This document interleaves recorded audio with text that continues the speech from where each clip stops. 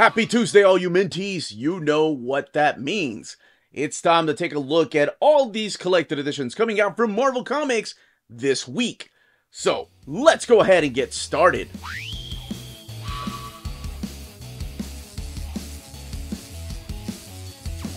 Before getting started, I want to give a huge thank you to David Gabriel and the fine folks at Marvel for sending us advanced copies of these books.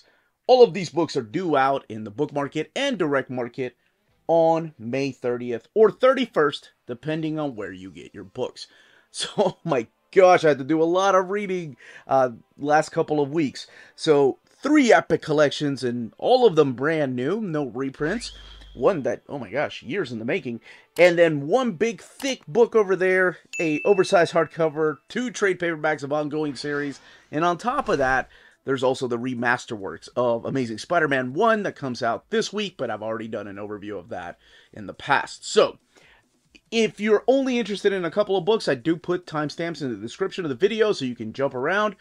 And minor spoilers for most of these books, mainly talking about the things that happened previously, like in She-Hulk or in Carnage, but not going too deep as to the whys and the hows, if you know what I mean. Alright, let's go ahead and start with She-Hulk, Gen of Hearts. So here we have She-Hulk by Rainbow Rowell, Volume 2, Gen of Hearts. And something you may have noticed from the solicits is that they've changed up the cover here by Jen Bartel. So this continues the story of Jennifer as she is trying to adapt to a new life, a new status quo. She's back in control of being She-Hulk. She's no longer savage She-Hulk. She's no longer snapping. And this balances her life between lawyer life and superhero life. And I find this volume right here was better than the first one. My wife disagrees with me. The Astonishing Melanie thinks the first volume was better. But I like this one because this one does something later on that really hit me. So you see the return of some of her supporting cast, whether they're the new supporting cast right here, like Patsy Walker. I love seeing Patsy is everywhere. She showed up in the pages of Iron Man. She was in Avengers for a little bit, and now she's hanging out with Jen over here. And you see Awesome Andy make a return, her boss again, Mallory Book, and she's taking on new cases. And one of the cases that she's taking on is Nightcrawler's case. So Mallory's, of course, yelling at her. She said, look, we made a deal. I said no superheroes, and you agreed to that. But she's like, look, but this is for a whole nation, and we're talking about immigration to Krakoa. And Mallory's like, all right, yes, then we're going to make a lot of money doing this. But the book mainly focuses on the relationship between Jack of Hearts and Jennifer. Like, Jack has returned, and I'm not going to go into details as to how in the previous issues he's living with her, staying at her apartment, and he is depowered. And they find themselves just talking one night, and things happen, and yeah, I thought it was a really nice scene of how it eventually evolved in a relationship that they got together. Jack of all Hearts of all people. Then we get the Doombot storyline coming in here because he's being tried for the crimes that Dr. Doom committed. Victor shows up, and it's always good to see a runaway from time to time showing up in pages of other superheroes. I know that she wrote the Runaway series, and it's, by the way, one of the most underrated Marvel runs. It was very good. I really enjoyed it. Following up Brian K. Vaughan, it was a really difficult task. I don't think even Joss Whedon or Terry Moore, and who was it? The Imminence, I think, Stewart's wife, Catherine Imminent, just wasn't the same. But I think Rainbow Rowell finally got that voice down. Anyway, back to this. So Jennifer eventually meets these 2 people. This is a couple, and this is April and I believe his name is Malcolm. And they're both really weird scientists that are obsessed with superheroes and testing the genetics and pretty much want to have that superhero life. So they kind of pinpoint that the superhero to best become has to be, is that Doomsday? I think that's Doomsday up there. One of the Hulks. However, things go wrong, and it's not all it's cracked up to be. So the experiment just backfires on them, and then something happens later on with Jennifer and Jack of Hearts' life. I will say, I really like the artwork in this one. This was by Luca Maresca. That's who does issues 6 through 7, and then Takashi Miyazawa does issues 8 through 10. Now, I've seen Takeshi's artwork, of course, in Spider-Man Loves Mary Jane, and then issues of Ultimate Spider-Man. And this is a little bit different, but I really like Luca's artwork in the first couple of issues. This book retails for $15.99. Let's look at the back here for some extras. And has 112 pages. And the extras that are not on the opposite side of the standard edition covers are all in thumbnail size for the most part. Carnage, Volume 2, Carnage in Hell. Though it should have been spelled with one L, not two. Not sure why that decision was made. This right here collects Carnage that started in 2022, issues 6 through 12.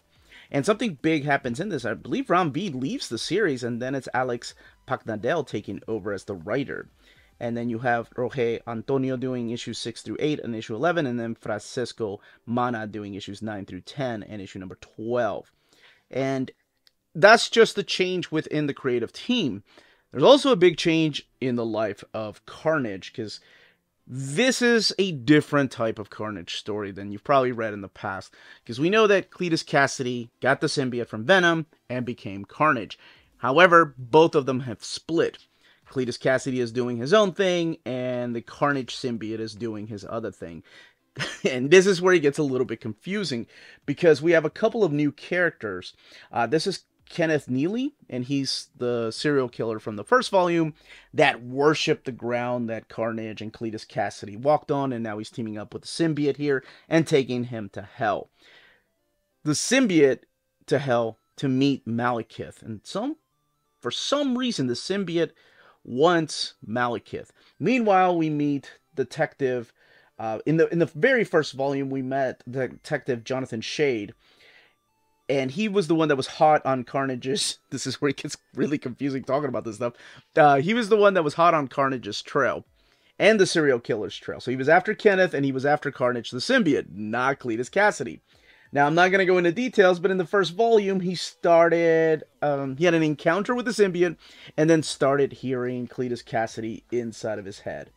So now, Cletus is kind of guiding him on how to defeat the symbiote, because Cletus is kind of losing his mind and wants to defeat the symbiote. In here, you find out exactly what the Carnage... You know what? I'm just going to refer to him as Carnage. Why the hell am I calling him the symbiote? Why the Carnage... Almost did it again. Why Carnage wants Malekith. What exactly he needs from him. And it all has ties to the War of the Realms arc. In that big event that happened in Marvel Comics a couple of years back by Jason Aaron, something happened during that event, and that's what he wants from Malekith. To become this god butcher, not like Null. It's more of it. Here, I'll show you exactly what it is. I'm sure you probably saw in the cover, to become a god breaker. Now, does he stick around in the other realms, or does he come to Midgard? And it gets a little bit complicated, and there's a change in the tone of the story, and that could be because of the writer, Ram V, ending up leaving the book. So, not sure if that's exactly what he had planned, but that's the way it went. So now Carnage has this new status quo, and he's coming to Earth to wreck it. I think the series is still ongoing, so it goes past issue number 12, because it does say to be continued in Carnage Reigns. But let's look at these variant covers all the way in the back. So this book has 160 pages and retails for $19.99. I love that sketch variant there by Alex Ross. And the artwork, looking very similar to the artwork in the very first volume. The Godbreaker. X-Men 92, the saga continues. Why in the world did I not pick up this series as it was coming out? This is the series from 2016, so this is where it gets interesting. It has the ongoing series from 2016, and then it has the Secret Wars miniseries, the Battle World X-Men 92. So this doesn't take place at the same time that the Further Adventures of the X-Men trade paperback took place. And one thing to note is this is a thickie. This one is thick. It's as thick as Epic Collections.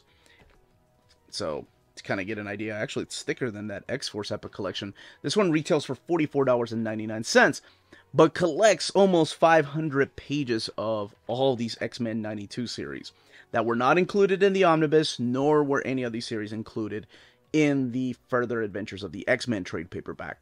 from a couple of months ago. So this has X-Men 92, that's the Secret Wars Battle World miniseries that reintroduces us the concept of, yeah, what if we just give the X-Men animated series new stories? And I really dig it, and I'll talk a little bit about it here in a second.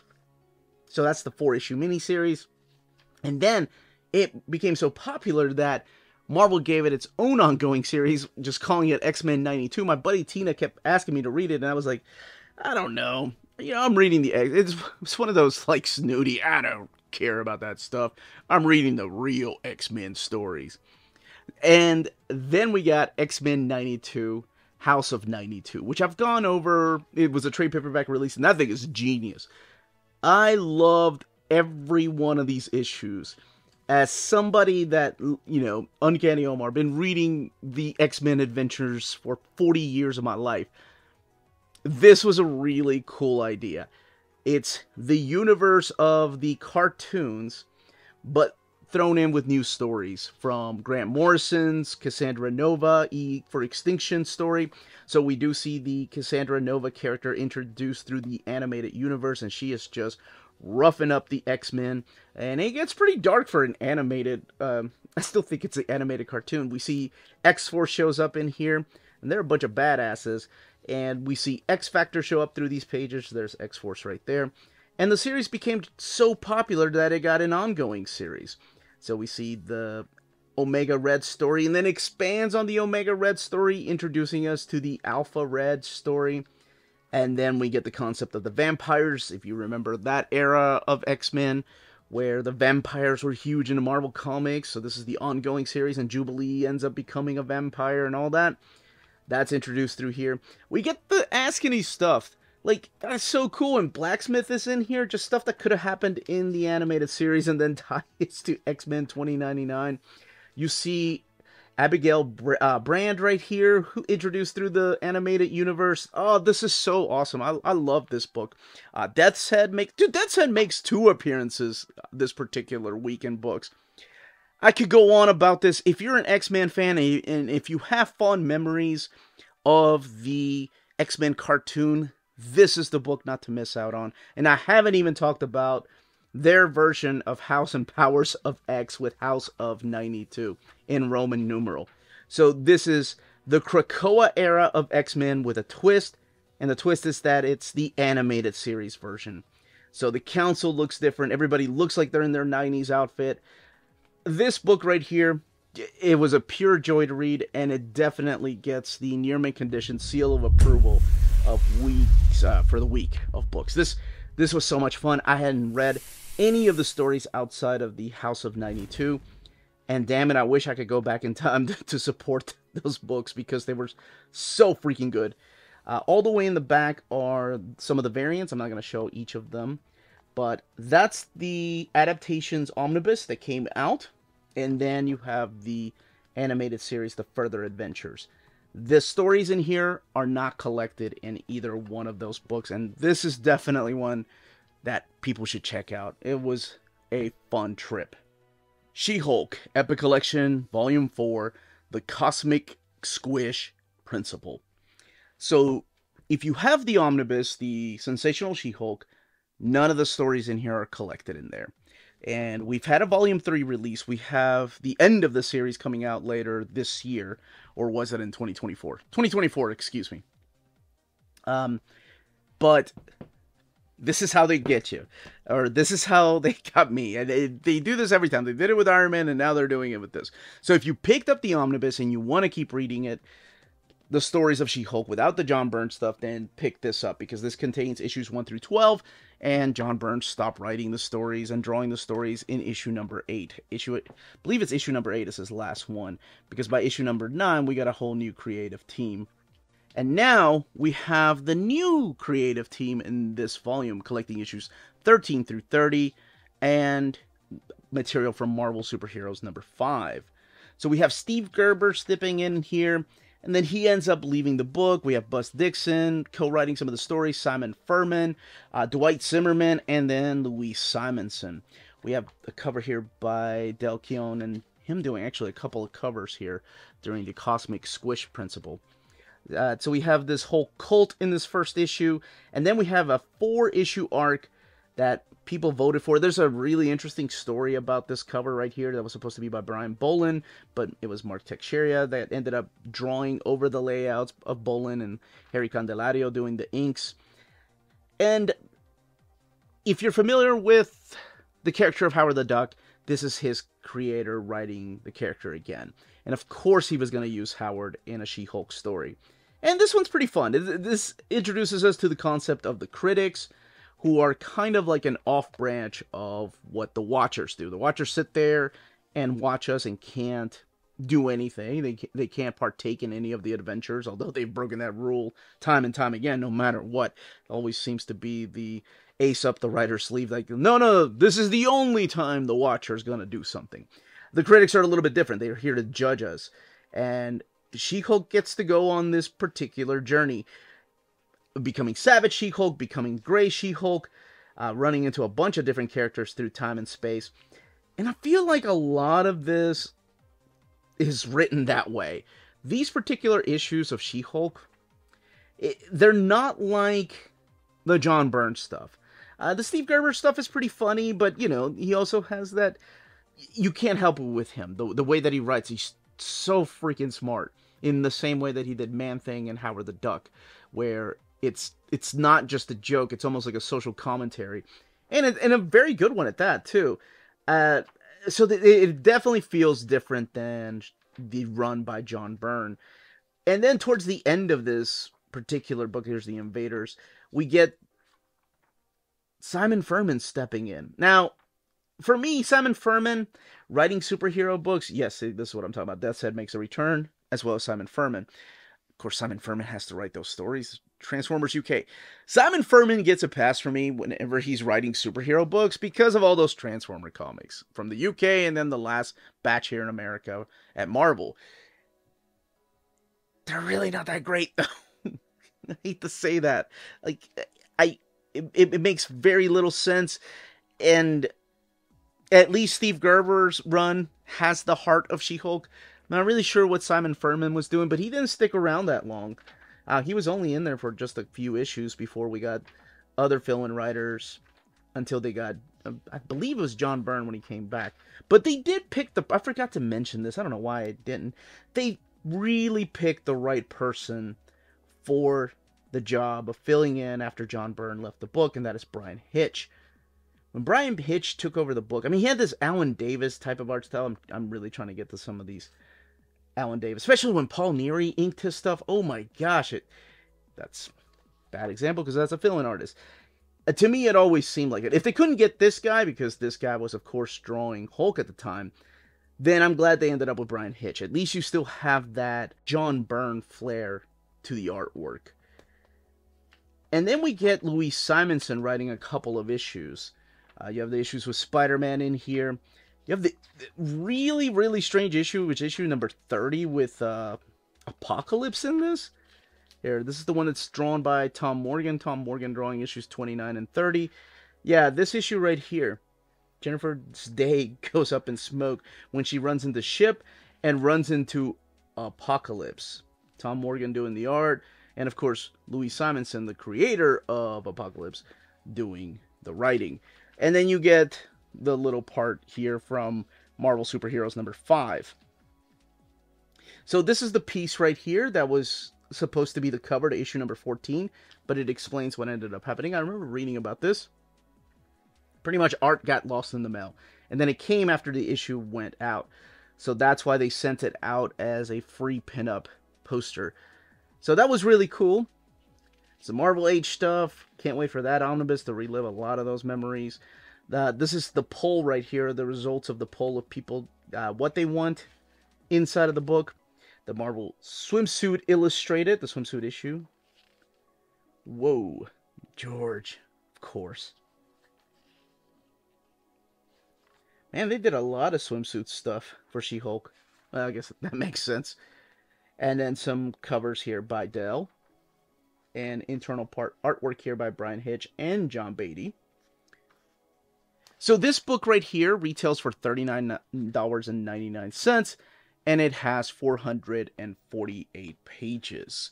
Man, you know, She-Hulk, folks, they're going to be eating good, because you'll have Savage She-Hulk 1 and 2, and then you'll have stuff that's not in the omnibus. And I don't know if that stuff will ever be out in omnibus format, honestly.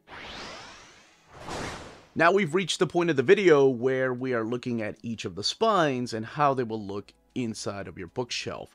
And always a reminder to smash that like button, subscribe, and ring that bell for notifications. And something you notice, probably, is that She-Hulk and Sergeant Fury both are green. However, the green on Sergeant Fury is more of that camo green. And She-Hulk is more of a... She-Hulk green? What the hell am I even saying? Yeah. Not neon green. She-Hulk green. Alright, let's continue the overviews. The book that people thought would never come, but it actually came, and here it is this week.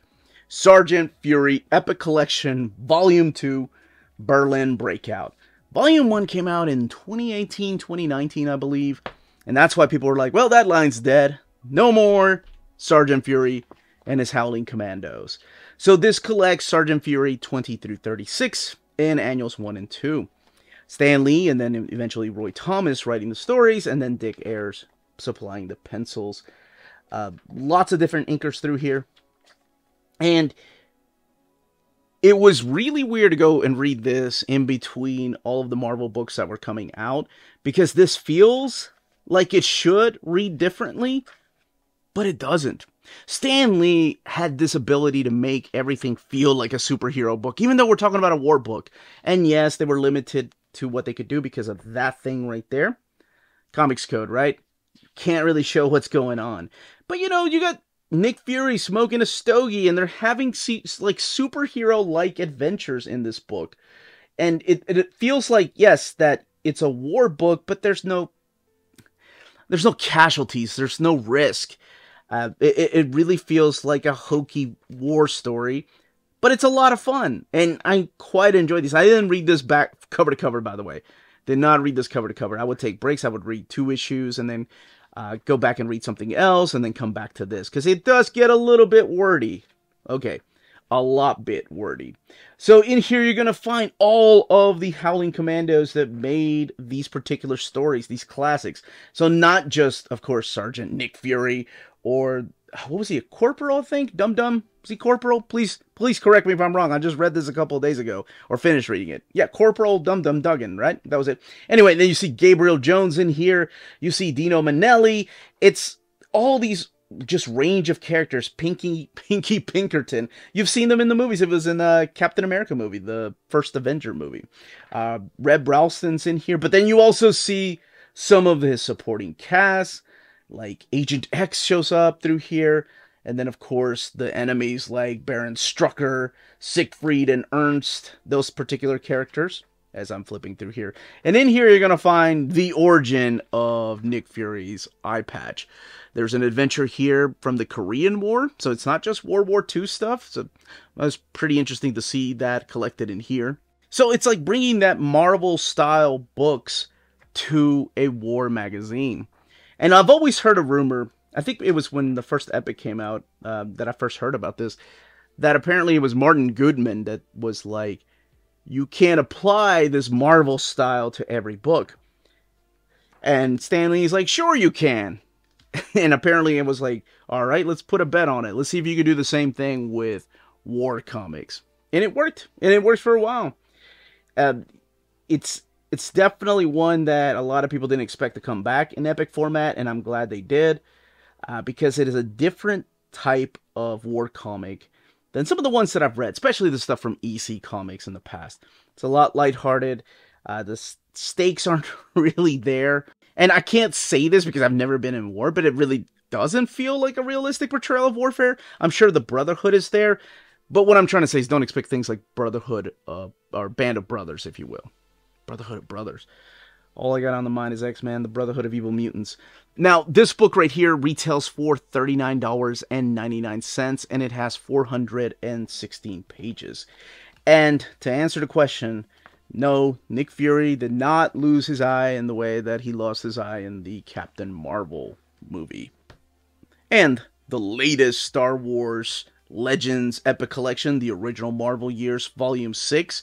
And I said latest, not last, because as we know from the announcements that Curtis and I made on the channel here a couple of weeks ago, there's going to be a Volume 7, and Volume 7 is going to have the droid stories. But what is collected in here are the final issues of Star Wars. The series that started in 1977 and then ended in 1986. So collecting issues 89 through 107. And then from 2019, that one-shot, that Legends one-shot, 108.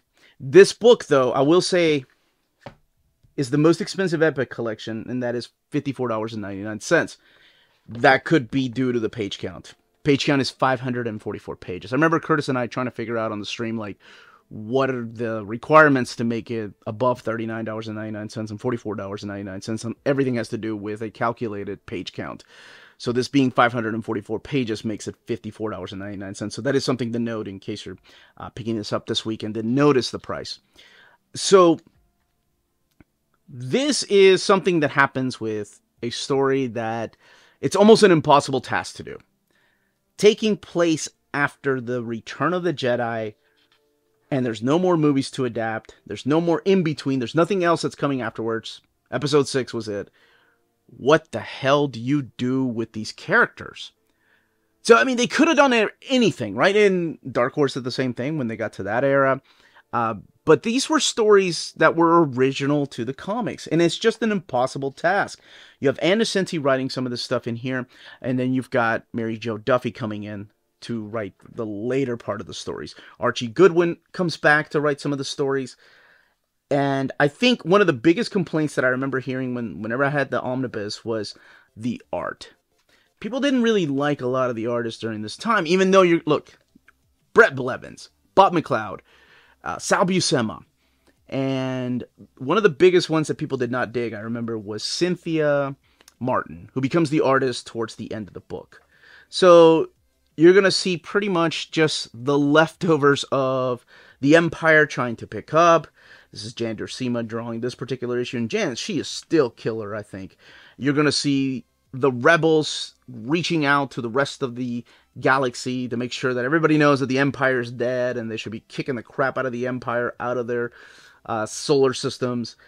And you're going to meet some brand new characters in here. The Ewoks have an awesome story, though. Let me see if I can find this particular story. Look at this cover. This is so badass. Yeah, this one right here. This Ewok that just kicked the crap out of a stormtrooper. Now, there were some fun stories in here, and I can see people not digging this. But I think, Cynthia gets a lot of hate for the wrong reasons. I think this issue right here is so freaking awesome. This is the issue right here, issue 96. I think this is an awesome issue with Cynthia Martin's sequential art.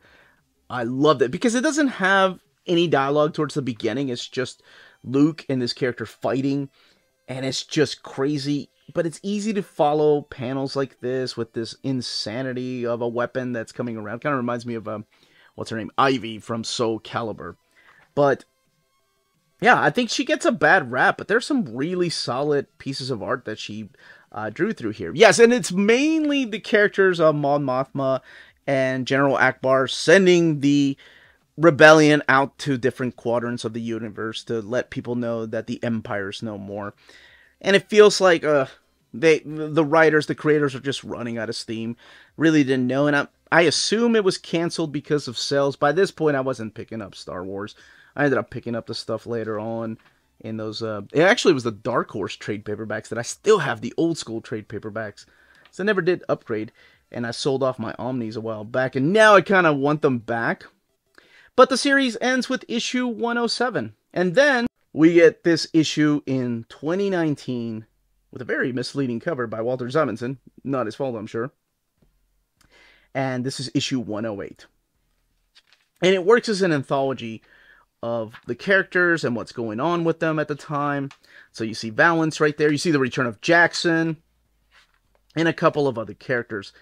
This was published at Marvel Comics as a big anniversary issue and works like an anthology of characters told as if they were during that particular time. Even the colors sometimes, and the way they're written, are very 1980s, if you will. It's articles all the way in the back and variant covers. So even if you own the omnibus editions, that issue 108, is not collected in there. And this is the variants to issue 108, in an article about Cynthia Martin, Mary Jo Duffy and Cynthia Martin, talking about joining the Star Wars universe or taking over Star Wars. There's the covers, or I'm sorry, character designs of Lumia right there. And then introductions by Jo Duffy from the omnibus editions. And again, $54.99, but it has 544 pages. And the last book we're going to be talking about today is The X-Force by Benjamin Percy, Volume 2. Now, this is an oversized hardcover, meaning that it's taller than your trade paperbacks. So, this is a deluxe edition. It comes with a dust jacket, and the design is the same design as the previous X-Force. It's got that orangey color there. And this collects issues 15 through 26 of X-Force, as well as issue 13 of Wolverine. Printed at the iMac printer, and the paper stock on this one is thinner than the paper stock that they used on Captain Marvel. It feels more like the paper stock that they used on the Daredevil Silver Age Omnibus Volume 2. So we see the aftermath of the big betrayal here, or what X-Force calls a betrayal from Volume 1, what ends up happening to one of those particular characters, and then, of course, to a lot of us X-fans, the destruction of one of our beloved characters. But I think that's with any X character can be destroyed by one little thing. It's like we take these characters so serious and to heart. So anybody that comes in and treats them the wrong way, or ways that you're like, wait a minute, that there's no way in hell that character would ever do that, it just makes you mad. And sometimes you read X-Men for so many years and you can't help yourself but say, what the hell, Benjamin Percy, what are you doing? But I will let you find out and judge for yourself exactly what I'm talking about. That it shows the further relationships between Phoebe and Kid Omega. He gets a new costume in here. And you even have Jean ended up like leaving the team. You have the Hellfire Gala issues in here, which lead into the crossover with Wolverine. And of course, Deadpool gets involved. And you have the aftermath of the plant zombie people showing up on Krakoa. And then this is the Mikkel and Colossus story, but can't show anything there. And gotta talk about this one. Wolverine and the Adamantium surfboard. You can't get enough of it. People love it or hate it. People called it jumping the shark. Regardless, here it is in oversized hardcover format. So this is where Wolverine, for some reason, lets his guard down and meets a brand new character and just learns to trust her no matter what, and her entire team. Meanwhile, her entire team just wants to kidnap babies from Krakoa. This book has 352 pages and retails for $44.99. And much like every other, what is the character's name? Pike, I think. Much like every other X-Force comic out there, ups and downs, baby. Ups and adamantium surfboards. That, as they say, is that. If you're interested in purchasing any of these books, don't forget to check out our sponsor, CheapGraphicNovels.com, your online home for graphic novels and collected editions up to 50% off cover price. They have excellent shipping and prompt and helpful service. Check out their bargain deals for up to 90% off cover price. And don't forget that CGN also takes pre-orders. That way you don't miss out on the hottest releases. And they are currently running a special promotion for you Minties. If you're a first-time customer, after receiving your order confirmation email, reply back to that email and let them know Near Mint Condition sent you their way. They will then apply a free shipping promotional credit to your next order in the US. Cheap Graphic Novels, your source for the hottest books with the kind of deep discount, quality shipping, and customer service that will keep you coming back for more. And that was the content and page count of each of these books. Let me know in the comments down below which ones you are picking up, which ones you're hoping one day we'll get some kind of omnibus edition, or if you're just completely fine with the epic collections or oversized hardcovers, or these trade paperbacks. If you have any questions, leave them down below. Don't forget to smash that like button on the way out. Everyone, stay healthy and safe out there. Much love.